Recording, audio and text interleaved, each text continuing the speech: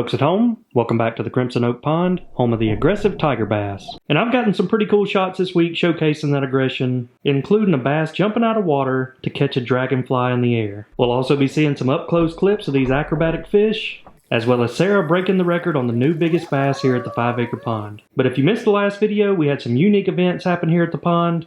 We had some zooplankton turn the water really muddy brown, and then several heavy rains flushed a lot of that plankton down the overflow pipe, which gave us about a week or two of really clear water. And as you can see, we've got some active beds down there with spawning bluegill. But one of the strangest things that came with this clear water is it pushed all of the bait fish up in the shallow parts of the pond. And you know where the bait fish go, the big bass are going to follow. But not just the big bass moved shallow. We had schools of 10 to 20 tiger bass patrolling the edges of the pond, working together and looking for that next meal. But we only get this crystal clear water, I'd say probably 2 to 3 times out of the year. And I'm always fascinated by what I can learn just by observing these fish with an overhead drone. And we'll get to watch how they school up and work together, but they're not just targeting any specific fish. As you can tell, they swim by dozens of forage fish that they could easily eat. But I've learned that these bass are picky, and although they have a big appetite, they like to key in on particular species. But something really cool happens here, where 2 fish actually work together, as one bass knocks a bait fish up into the air,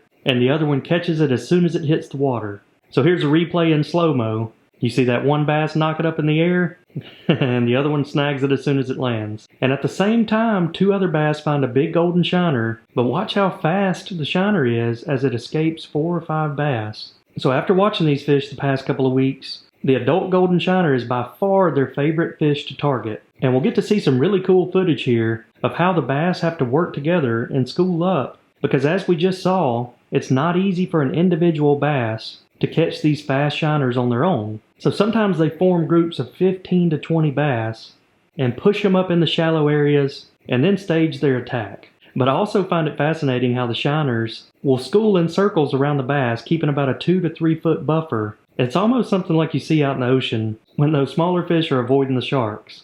But the shiners are a lot like threadfins in that they like to constantly move around, but always trying to keep that safe distance. But we knew it was only going to be a matter of time before that tiger bass aggression showed up. So we got a small school of 6 bass right here in the middle of the shiners. And oftentimes all it takes is one of them to strike, and when all the shiners start fleeing, the bass try to capitalize on the chaos.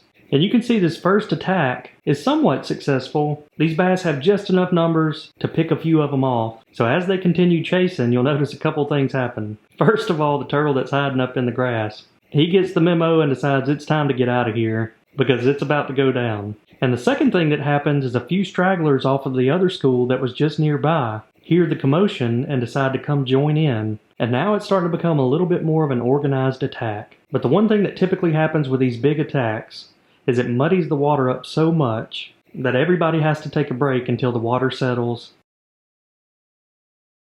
And this time, as they form up in a group, the school splits and some of them go to the left of the duck house as the others go to the right, and that forms a perfect pinch point where they can attack from both sides. And then again, the chaos ensues. But one thing you'll notice is that a bird is hanging out right there on the duck house, and when he sees all the commotion, he decides to run over and get in on the action. But man, that is a lot of fun to watch. And this probably happens a lot throughout the year, but without that clear water, it's a lot harder for me to capture it and even know that it's going on. And there's that turtle, continuing his trek out of there, trying to find a safe zone. Alright, next up we got a school of about 15 to 20 bass cruising down the banks. But what happens next is one of the coolest things I've ever captured from a drone. And at first I couldn't really tell what happened. I just saw a bass leap up in the air. So I had to put it in slow motion, and when I went back to watch it, it was a pair of mating dragonflies flying together, but one of those bass said, "Not today," and leaped up in the air and actually caught one of the dragonflies. You gotta hand it to the drone operator on that one. That's a pretty incredible shot. Make sure to hit that subscribe button. But throughout the past few weeks, we've just been seeing a lot of schooling activity where these bass will cruise, it seems like miles each day, as they make laps around the pond, and sometimes they cover a lot of distance before they ever target a fish. And we discussed this in the last video and basically came to the conclusion that the bass aren't really interested in the species of forage fish that have spines and those top pointy fins like a bluegill and some of the bigger tilapia. And in my personal opinion, I think that some of these bass burn off more energy than they consume in bait fish, which can be counterproductive for them. And if this goes on for a while, the fish will actually start losing weight. So this week we're going to add some more of those specific type of bait they're targeting. And hopefully that'll feed some of these bigger schools of bass and not have our marathon runners out here starving. But here's another really good example. This particular school probably passes up 100 bluegills, and all of a sudden some of the fish in the front of the pack turn around and start chasing a bait fish backwards. So I had to go back and slow it down, and if you'll notice right here where that red arrow was, a single shad swam by in a little bit deeper water, and that sole fish was enough to redirect the entire school. And they turned around and chased that one single fish, probably 30 feet, right through the middle of all that other bait. So the fish truck just showed up, and we're going to be adding roughly 10,000 threadfin shad today. And after watching these schooling bass, their top two preferred species are golden shiners and threadfin shad. And for the majority of our bass that are in the 2 to 3 pound range, their number one preference is the adult golden shiner, because of its larger size and it being a lot bigger meal for them. And right now the threadfin is number 2 on their list. As an easy target, but it takes more to fill them up. But you'll see here, as soon as that hose is activated and the threadfins start getting pushed into the pond, the bass immediately show up because it's the easiest meal they've gotten all week. Out of all the bait fish we stock, threadfins are definitely the most finicky and hard to keep alive. So usually when they go from the holding tank into the pond, even if there's just a slight temperature differential, they'll almost get stunned for a second, making them an easy target. But during this particular time of year, it's harder to get those adult golden shiners. A lot of them come from hatcheries out of Arkansas, and the heat as well as other things can make it hard to transport them. And this late in the year, you'll get mixed sizes. You'll get some adults and also some smaller shad that just hatched this year. Because in a well-fertilized pond, it doesn't take long at all to go from newly hatched to a full-size threadfin. But another reason I like having that variety of sizes in threadfins is because you need that variety for the different size bass that are in this pond. So keep in mind our largest bass are pushing 7 pounds, but we also have newly hatched bass that were just born this past spring. So by having those 1 to 2 inch shad all the way up to the 5 to 6 inchers gives every different size bass in this pond a good feeding opportunity. Now let's watch and see how the bass interact with them. This school of bass is cruising down the banks, ignoring all the bluegills, and you'll see a black cloud of threadfin shad appear at the bottom corner of the screen. And as the school passes by, a few of the bass peel off and immediately start chasing the threadfins around. So that's working out just as we planned, and hopefully we'll continue supplementing some of these schoolers and keeping them fed. But now I want to talk for just a second about what created this scenario and made all of those bait fish move into the shallow water and all the bass start schooling. And as I mentioned, all this started a few weeks back when we had a zooplankton bloom where the zooplankton started feeding on the phytoplankton, which turns that water really brown. And then days after that occurred, we had several heavy rains, which drained a lot of that plankton down the overflow pipe, because all of the plankton lives in the top of the water column. And then that was followed up with really clear water and all the bait fish moving shallow. And we were discussing it in the last video, and many people said that it could have been due to low oxygen. And that very well could have been the case, because it's not uncommon that if you have a good plankton bloom in the pond, and several days of clouds and heavy rain could cause a plankton crash, which depletes all the oxygen out of the water. But during these times, me and my little buddy's main job is to go out there in the morning and make sure that the volcano pump and diffusers are running, which should be more than adequate enough to provide oxygen for all of the fish in the pond. So I'm not completely ruling out the fact of low dissolved oxygen creating this, but I think you would also typically see your fish getting lethargic rather than schooling up and chasing bait fish around. So that, combined with the fact that we hadn't had any major fish loss, I'm leaning towards it probably being something other than low oxygen. And we had some other exciting news this week. Sarah caught the biggest bass in the pond. Let's watch how this unfolds. Sarah, you got the biggest one ever. Wow. All right. Goodness gracious. All right, Sarah, I think you got the biggest one in the pond. Look at there. He's so big. Look at you, Sarah. Look. All right, keep reeling, keep reeling, keep Ooh, reeling. he's up under us. Yeah, There he goes. there you go. He's All right. Now you keep going, keep going. Get him. There you go. Take it. Ready? All right, you break. And we tried to get everybody wrangled up to get a good picture. But now here's where things get interesting. So we scanned the tag on the bass, and it was 3397. And this fish is named Ghost, and one of the biggest bass in the pond, weighing in at 6.75 pounds. But if you notice, this is the first time that Ghost has ever been caught. The only other time we've seen Ghost is during that electrofishing survey this past spring. And I find that amazing for a couple of reasons. The first is that Ghost lived in this pond for over 3 years and never bit an artificial lure once until now. And the second is that I've fished this pond probably 100 times now, but one of the first times that Sarah ever came out here bass fishing, she not only caught the biggest bass in the pond, but also what I would consider the hardest one to catch. So I'm a happy dad right now. Proud of you, Sarah.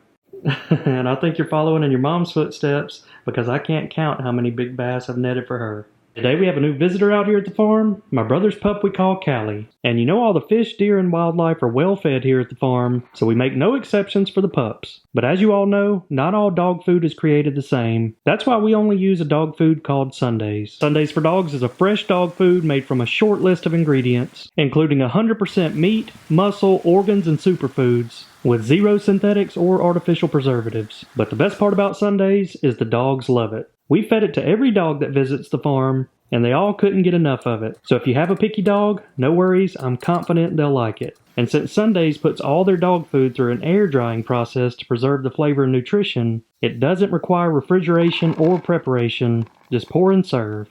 It's made with high quality ingredients like beef, chicken, turkey, pumpkin, and premium fish oils, so it's full of flavor. They've also designed the bag with a Velcro seal that makes it very easy to store away and keeps it fresh. And Sundays was founded and ran by a veterinarian that spent years getting the recipe dialed in, and they ship it directly to your door. So if you're interested in trying them out, go to sundaysfordogs.com/BamaBass, and you can get 50% off your first order. So go check out Sundays for Dogs, and let's keep them pups happy and healthy, folks. Now it's time to head over to one of my favorite places at the Crimson Oak Farm, and that's Cedar Falls, the 30,000-gallon waterfall pond. And there's a good close-up shot of a visitor we had today. But while the fish truck was here, I decided to put 200 or 300 of those threadfin shad in a bucket and bring them over to the pond to feed Moby and the rest of the gang living here. And let's just say they were happy I did. It was basically fireworks and big blow-ups all across the pond, and my only regret was that we didn't do it at a different time of day where the reflection wasn't so bad on the pond, because these bass don't see threadfins that often, and it was a feeding frenzy. And Cedar Falls is alive and what I would consider thriving this time of year, with all the aquatic lilies and vegetation that we can't have in the 5-acre pond, but it sure does make a beautiful ecosystem. And the only downside I've seen of having these tropical lilies is that the little water snake doesn't have an easy access into the pond. But after that experiment a few weeks back, we verified that bass do eat snakes, so this little guy better be careful.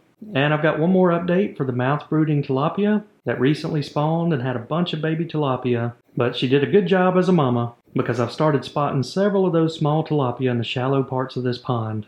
Sometimes they're almost camouflaged in there. But if you look closely, those white ones are easy to spot. But my recommendation is for them to stay in this shallow water, because at this age, their thick size makes them extra slow, and that white color makes them an easy target. But speaking of the tilapia, there's the rest of the gang. Everybody huddled over here because it's almost feeding time. So let's kick back and enjoy some incredible topwater and underwater feeding clips. But we also got what I would consider some other good news this week. Believe it or not, we're going to get fiber internet out here at the farm. So I was surprised because we're in a pretty remote location, but the guys were out here this week and got everything approved. But some of you may be wondering, why should I care about fiber internet? Well, if you've watched these videos, you notice we've got dozens of cameras spread throughout the entire farm. Underwater cameras in the ponds, nesting cameras up in the eagle tower, deer feeding cameras in the field, and down at the creek, and even have some cameras inside of a squirrel house. And these cameras run 24/7, and I've always wanted to be able to live stream some of these feeds to you guys. But the reason I was never able to is because we didn't have enough upload speed. So I tested out the Starlink, and it was capable of maybe producing one stream, but it wasn't consistent because with bad weather conditions, the stream would have dropped out. But with fiber, most of the time the speeds are a gigabyte of upload, which would allow us to stream multiple cameras and potentially every camera out here on the farm. So my first question to you guys is, would you be interested in watching the live streams But specifically, which ones would you be most interested in? Because say, for instance, we can only get 4 of the feeds live at a time. I want you guys to leave me a comment down below which ones you'd be most interested in, so I'll stream those first. The main options we have are the underwater cam right here at Cedar Falls, which is probably going to be the most interesting. We could also put some live stream cameras in the 5-acre pond right now that would actually do good this time of year while the water's clear. Another one that may be interesting at certain times throughout the year is the Eagle Tower cam, but it may have a lot of downtime if the eagles or ospreys aren't using it. We've also got 3 dome cameras set up that can span the property of the farm, the 1/2-acre cam that does all the deer feeding, 3 cameras down in the swamp, and last but not least, the squirrel house cam, which definitely has its interesting moments. But speaking of that squirrel house, on a side note, we got Nate Make scheduled to build us 2 additional squirrel houses, and we would like for each of the houses to have its own theme. So the first one he built was more of a farmhouse theme, but I'd like to know what you guys think would be cool for these additional squirrel houses. We've considered something like a log cabin theme, a beach house theme. I don't know. The possibilities are endless. But if you guys have any good ideas for the upcoming house, leave it in a comment down below. But the overall goal of the first one was to lure the fox squirrel we call Foxy in, and the farmhouse theme hadn't done it yet. But I think we're on the wrong part of the property. So we're going to spread these others out across the farm and see what shows up. But feeding time for the bass also brought in some new visitors. Look at this brave guy hanging out right there at the intake bay. He's probably only 15 feet away from me, but those shiners are a little too tempting to be worried about me. Got him. He also knows they're an easy target right now. So here lately I've been grabbing a few of those shiners out when we stock Cedar Falls, especially now that we got the schoolers hanging out over here at the 5-acre pond. And I always fed them off the dock, and we had about a dozen of them get used to it and kind of turned into pet bass. But I never thought I'd be able to just walk up to the edge of the pond and have a school of bass stop right here and let me feed them. That's pretty wild. You never know what you're going to see out here at the 5-acre pond. But one thing I have been seeing recently right here in this area, but haven't got on film yet, there's a bass that hangs out right here in this area that I'm telling you is pushing 8 pounds. I'll eventually get him on camera, but he is extra wide and he looks to be 4 times the size of some of these bass. But he's typically a little more shy, and I hadn't been able to get him to come up close yet. So I was flying the drone over the pond, capturing some more of the school and bass footage, and look who buzzed by just beneath me, Mr. Osprey. And I think it's cool because I've only had this happen one other time when I had the drone up, but this actually lets us get the Osprey's field of view, and there's probably nobody happier about this clear water than Mr. Osprey. And hopefully these bass have gotten big enough for him not to target them, because look how easy it is for him to see them sitting right there on his perch. But for an update on the nesting pair that looked like they might be going to build a nest, all that activity stopped as it became too late in the summer for them to lay any eggs. So maybe we'll see that in the spring next year. But that is one thing I love about these drones. They have those long-range lenses, and in this scenario it allowed me to back up a couple hundred feet and film the osprey while still getting that up-close shot and not disturbing him. You can tell he's not worried about that drone at all. There's a good close-up of him deciding which fish he's going to grab next. He literally has hundreds of options. So I stayed on him until he eventually dove down and grabbed a fish. And thankfully he snagged one of the bluegills. We've got an abundance of them right now, and no one else seems to be interested in them. But speaking of bluegills, that's one of Oliver's favorite things to do, is feed the bluegills here at our new backyard pond. And at the rate he feeds them, they're going to be getting big quick. We also have some local turtles that like to hang out here. But man, look at the size of some of them big bluegills. Much bigger than at the 5-acre pond. And if you missed the last video, we had an alligator show up here at the new backyard pond, and I've only spotted him one other time since then. He doesn't come out much during the daytime. It's usually right there at low light. It's usually right there at low light in the evening. Here's another interesting shot from the backyard pond, and not something you see every day. Geese holding up traffic.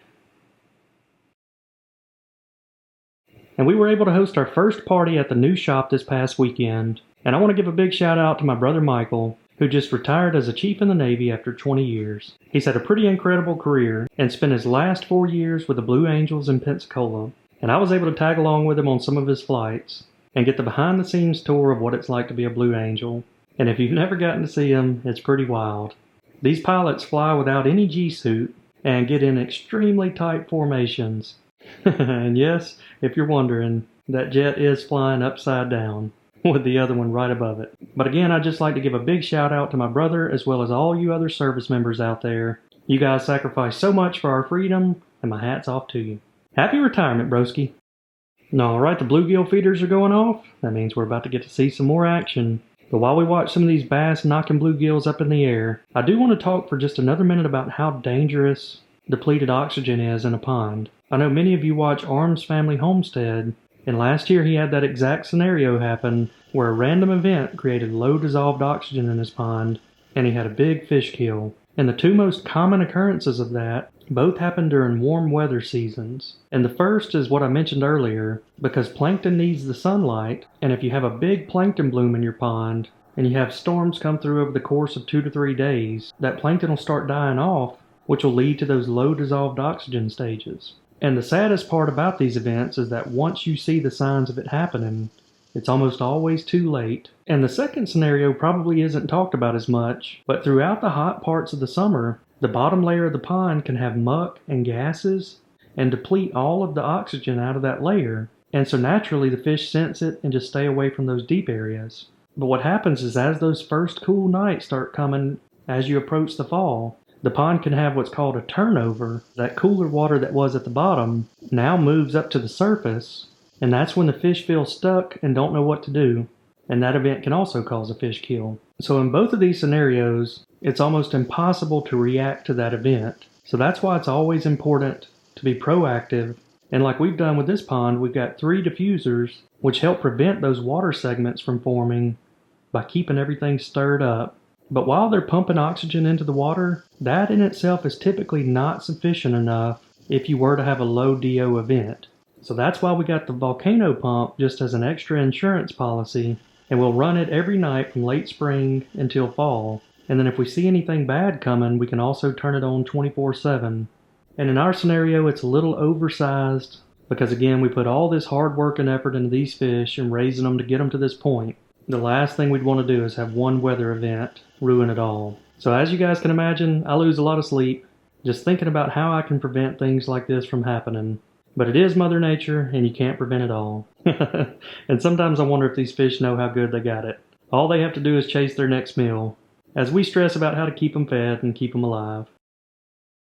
Alright folks, going to try to have some fun today and see if we can catch a bass on a little mouse. And every time we catch a fish, we'll scan it with this to get its pit tag number and compare it to our database to see how big it's gotten. We've also got some other topwaters tied on a buzz bait with some frog legs and another mouse. Let's see if we can get them.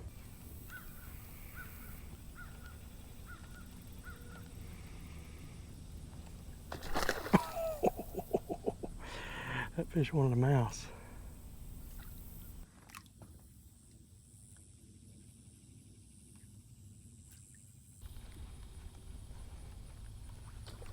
Ooh. Got him on the mouse. It's calm out here today. I didn't know if they were going to bite topwater or not. It seems to be a pretty good one. Yeah, we got a mouse eater. Got him. Alright, this fish has been caught. 5'7", 1185, weighing 3.48 pounds. Alright, this fish is named Guppy, and the 6th time we've caught it. Pretty much travels all over the pond and gains weight pretty consistently.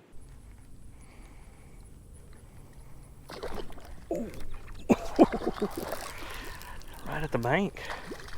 That was another mouse eater. This thing's proven again that a bass will eat anything it can fit in its mouth.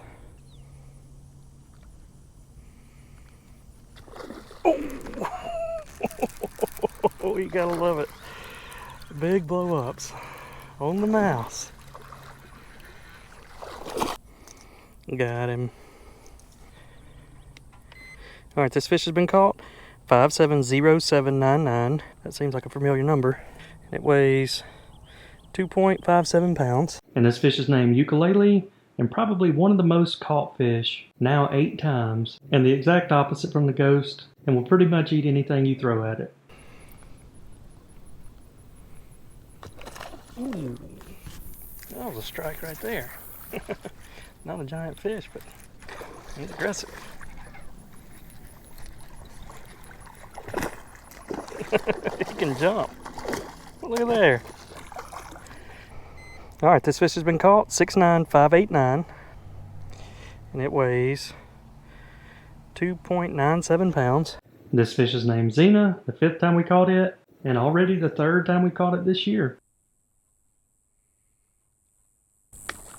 There we go. Got him. All right, this fish has been caught, 69638. Weighing in at 2.11 pounds.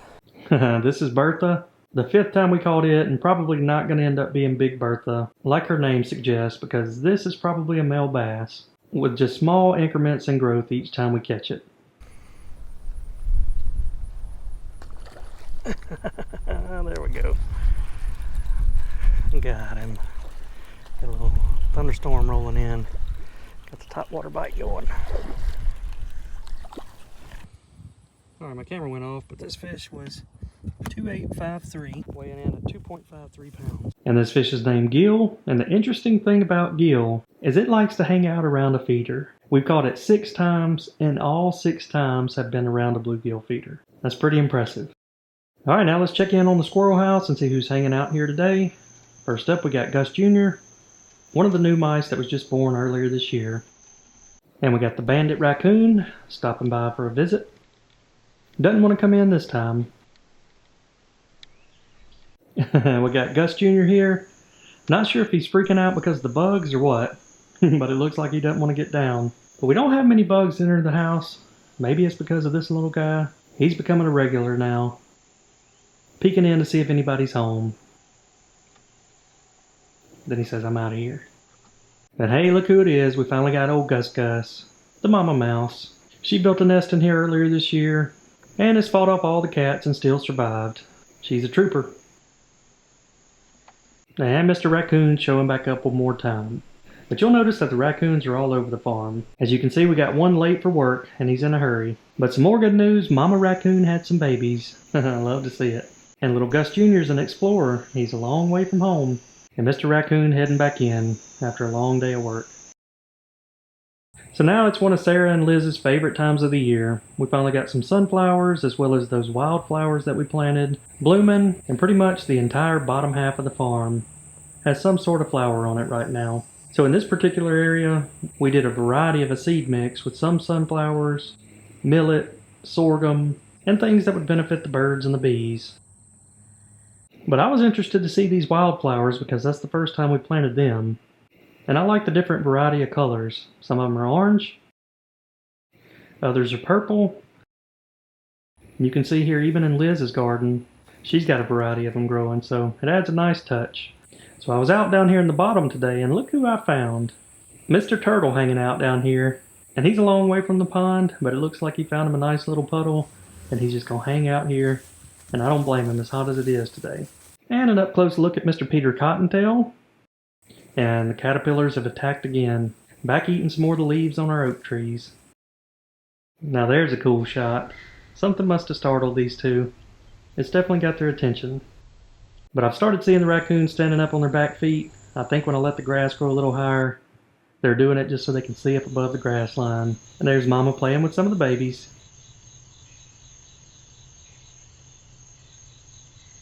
And we got a group of bucks coming through in velvet. They're always happy to grab some of that protein. Mr. Raccoon on his back feet again. Now we got some deer and baby raccoons out here. And we still hadn't seen any fawns yet. They gotta be getting close. And another buck coming through. And this one's got a split brow tine. Don't see that much here. And a little spike out with the raccoons today. And the bucks are starting to routinely stop by. They're in a bachelor group, all hanging out together. We got the whole squad out here now. Alright, if you made it this far in the video, make sure to hit that subscribe button to follow along with all of our ponds, wildlife, and aggressive tiger bass. But I hope y'all enjoyed this one, and we will see you all next time.